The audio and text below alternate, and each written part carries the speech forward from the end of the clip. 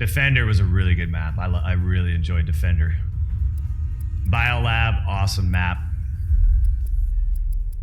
Comeback was okay. It was kind of it was good. It was Detroit, a little visually messy. It was decent. It was good. Green Band had its ups and downs. I don't know why. Like the spawn system just acted weird playing it. Plus the original design of Green Band I liked more than the final. That's just my personal opinion. Retreat, I think Retreat, like, I think out of all of them, in terms of the core maps that were shipped, I think Retreat was like the perfect map for the mechanics. I think it was. I think it was the perfect map for the mechanics. It just worked really, really well. And here, let me show you why. Let me show you why.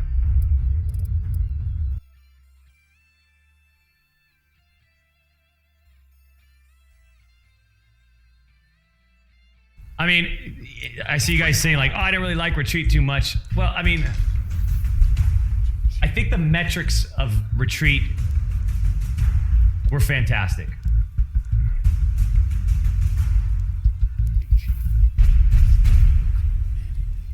Do you decide where all the objectives go? Yes.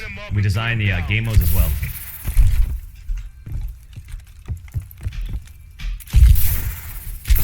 Right? Like there's this play. You know, where you're moving across.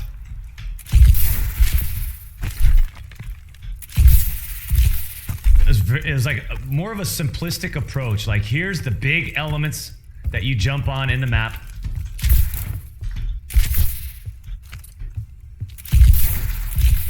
Right.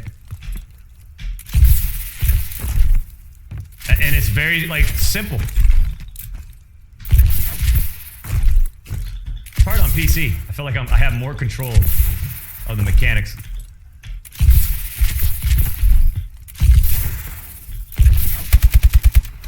Bulletproof glass. But it allowed you to see inside, you know? Like the spaces that you fought in. Fantastic design.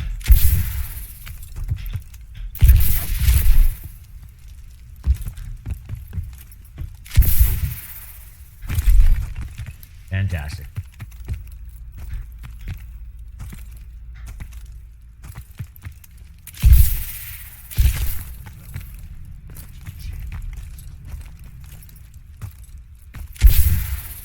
Pretty cool architecture too. That's not a designer, that's more of the artist, but the designer certainly had references that they're going after, obviously. Pretty cool. If they didn't make a Halo BR, by the time it's released, oh, sorry. Here, I haven't been reading here. Why was there a classic mode in the game? Then after 3 weeks, it was taken out. I don't know. If you design a BR with your maps, which one would be the hot drop? Which one would be the hot drop? Probably solar. I would assume it was solar or clown. Probably the clown map. We're gonna get into DLC maps now. So, ladies and gentlemen, by the time us designers were hitting like DLC, we understood what the player mechanics were, right? We weren't going back and changing maps because all of a sudden we got this new barrage of mechanics that we're still trying to figure out. We've had a lot of experience testing units, appropriate units or measurements that were ideal for the movement system. You know, the sight lines that made sense, the pace of the maps that we were looking for. So when DLC started hitting, the designers at Sledgehammer Games, we had actually we brought in more for DLC as well, which is great because there's more competition for the core designers that were originally working on a lot of the multiplayer maps. So the maps, actually, the quality of the maps in DLC, in my opinion, were much higher than the core maps. So,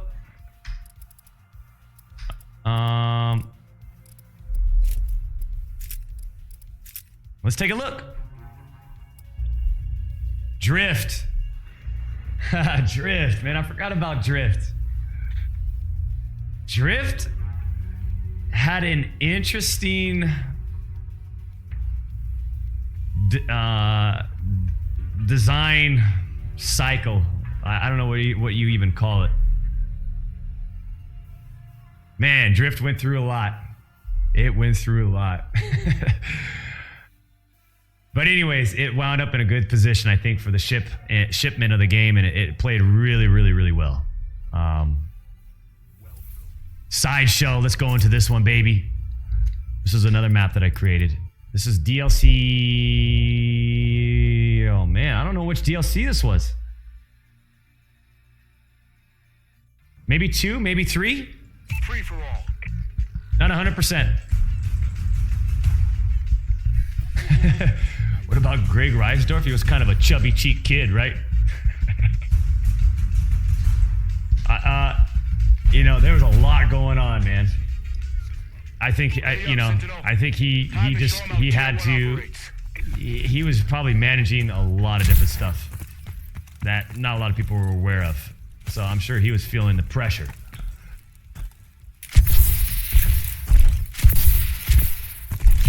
And here I was, this hotshot designer, putting even more pressure on him.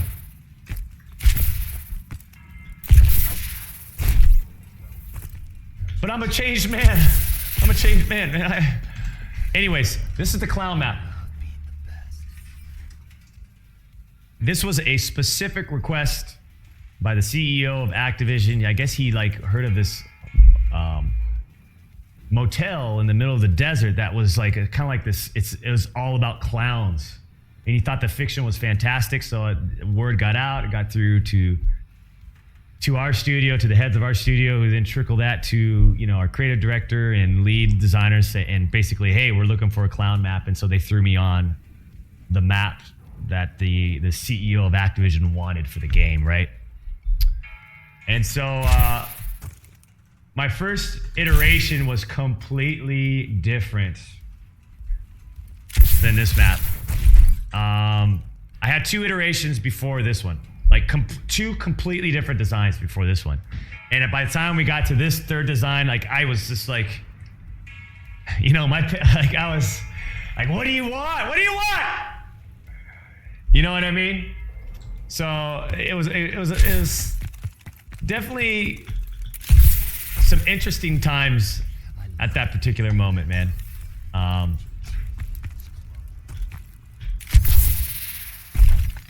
I think we were sort of we were also like in the process of changing our design process, approach, if you will.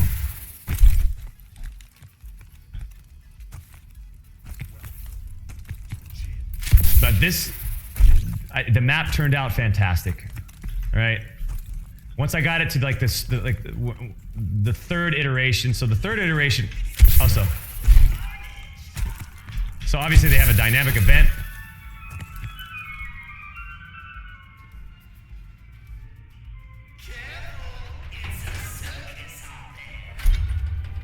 And these things pop out that you can grab and throw, and it's to be like a grenade. So there we go. All right, and they're like little bombs. Boom.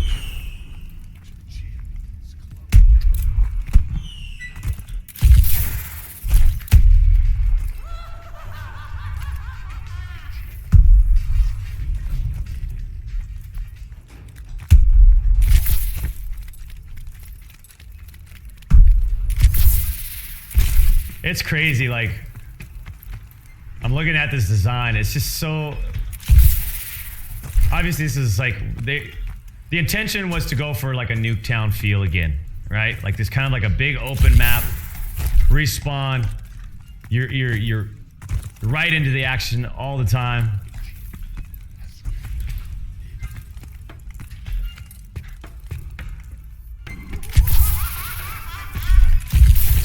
So the third iteration was literally like kind of how the layout is now. So this building,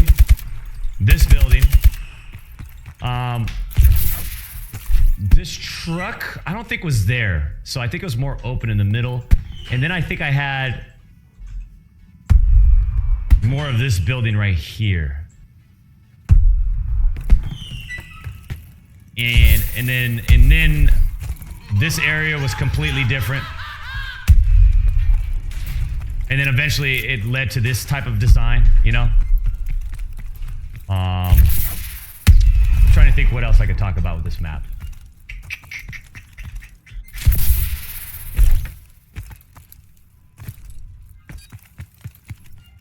Yeah, I can't remember. Can't remember.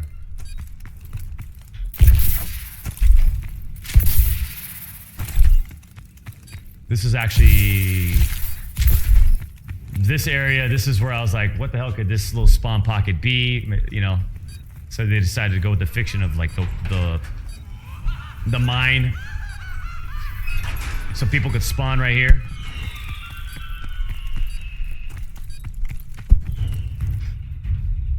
Not much to it. Pretty simple, pretty straightforward. Whose idea was to add skill-based matchmaking? I don't want to talk about it. Not mine. Wasn't mine.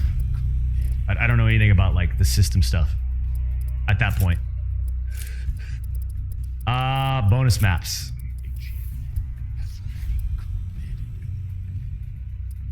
Core. I remember Core. Core was awesome, and I originally had worked on like a rendition of Core, but then it was taken over by another designer, and that designer absolutely did a tremendous job on their like basically their you know vision of what the map design could be.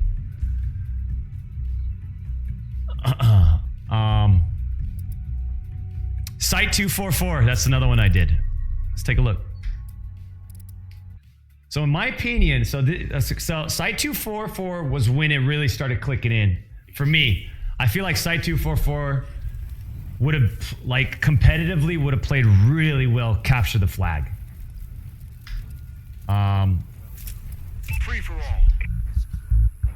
Were any of your maps scrapped at the last minute? I had a lot of maps scrapped, especially in DLC, because here's the thing. I was pretty efficient with the design tools. Like, I was able to build a map and have like the spawns in like 3 days, man, 2 or 3 days. It wouldn't take me very long. And I just had so many ideas, so I was pounding out maps, man. Like, there was that time where I had like 2 or 3 maps that I was like blocking out for fun. So in my opinion, this map was like, this is where we were dialed in with the mechanics. So here's one spawn area. All right, so the team starts right here, and they push. So, man, this is a pain in the ass to clip, I'll tell you that. Because everything's angled. If you look at all the elements in this, so this is where prefabs come into play. This is like, if you think about designing this, like everything's tilted. So what you do is you make all this into one big prefab, right? And you could shift it. And then when you want to redesign some of the elements within that prefab, you go into the prefab, and then when you go into it, everything's, you know, what do they call it? Like, all the units are like appropriate. Like they're straight across. What the hell am I talking? Anyways, but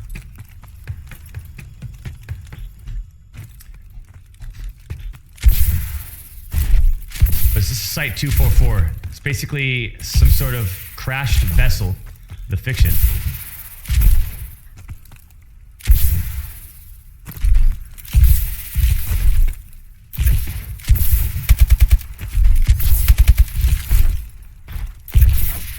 Let's kind of fly around.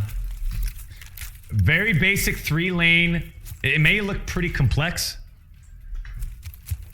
It may look pretty complex, but literally, like, you saw where the other team respawned, right? And the team respawns right here. Very simple 3-lane, 3 choke point map. And it's like more of a linear map, so designed with Capture the Flag. I always built my maps with Capture the Flag in mind, because I always felt like if you could design like the perfect capture the flag map, it will work well with any game mode, man. So obviously, choke point, into the map.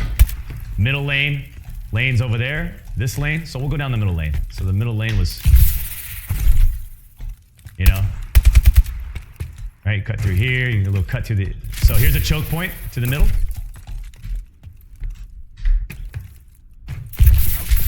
Very simple, very simple. Outside lane, another choke point towards the middle. So this outside lane had 2 choke points, the other one had 1. But the reason why is because if you look at the design of the map, this side's actually the short side because it's almost like a U, right? And this part's like the short side of that U.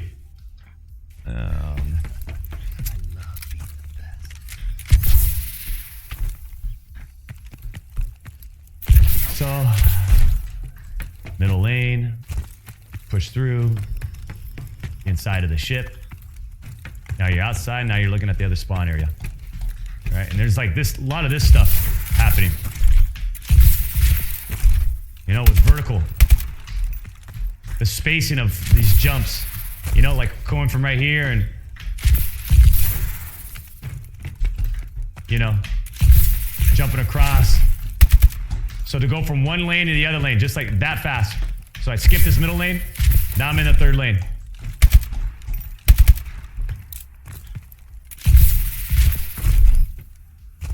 This map was a lot of fun. I could be biased by saying that.